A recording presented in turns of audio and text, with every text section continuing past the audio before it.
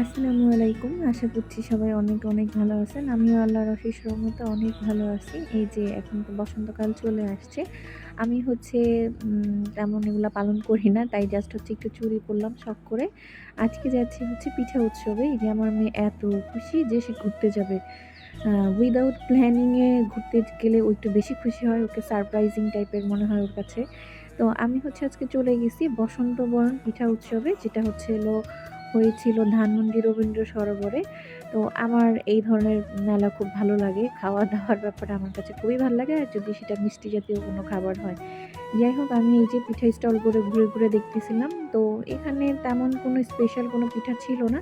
যেগুলো সবসময় উঠে পিঠা সেগুলাই নকশি পিঠা, তারপর হচ্ছে কাবাব, বড়া, পাটিসাপটা, পুলি পিঠা এগুলাই। তো এগুলো আমার কাছে তেমন একটা ভাল লাগতেছিল না। আর যেহেতু কনসার্ট চলতেছিল, তো দোকানের সব লোকেরা খুব হাসাহাসি করতেছিল, নাচতেছিল অনেকে। ভিডিওর ফাঁকে, ফাঁকে দেখবেন যে অনেকে নাচতেছে। তো এদিকে আমি হচ্ছে এগুলা খাবার খুঁজতেছিলাম যে ভালো কিছু খাইতে পারি কিনা, ডিফারেন্ট কিছু। তো এর মাঝখানে হচ্ছে আমার মেয়ে হচ্ছে আইস গোলা দেখছে। সে হচ্ছে আইস গোলা খাবে। এটা আমি কখনোই ট্রাই করিনি আমার লাইফে। আমি ছোট থাকতেও না, বড় থাকতেও না। তো আমি চাচ্ছিলাম যে হ্যাঁ, ও ট্রাই করার পর আমিও খাবো।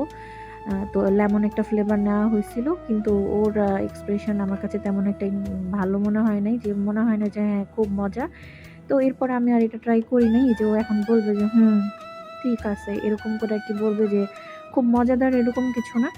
তাই হচ্ছে আমি আর নেই নাই। দেন আমার সবচেয়ে পছন্দ যেটা ডেজার্ট হিসেবে সেটা হচ্ছে পেস্ট্রি কেক। তো আমি একটা বাটারস্কচ ফ্লেভারের পেস্ট্রি কেক নিলাম। যেহেতু আমি নিজে একজন বেকার, মানে কেক বেকিং করি।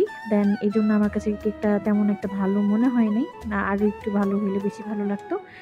যাই হোক, এখন আমি হচ্ছে এই যে মুন্ডি খেতে চলে আসলাম। যেটা হচ্ছে আমার এই মেলার প্রধান আকর্ষণ মুন্ডি এবং হচ্ছে এই যে বিন্নি চালের পিঠাটা। এই ২ টা জিনিস খাওয়ার জন্যই আমি মূলত যেকোনো জায়গায় পিঠা উৎসব হয় কিনা সেটা হচ্ছে তাকে থাকি, খুব খুঁজতে থাকি।